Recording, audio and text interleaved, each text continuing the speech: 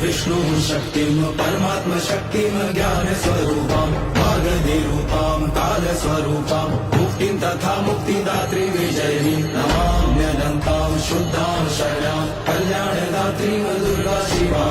अध्ययनन्तां लक्ष्यामजयकां नायकां परं श्रेष्ठमन्त्रमातृकां नमामि दुर्गां तां दुर्गमां समस्त पाप निवारणिश्च भजामि भवभीत भवतारिणिश्च तां चिन्मयातीतां शून्यसाक्षिणीम्।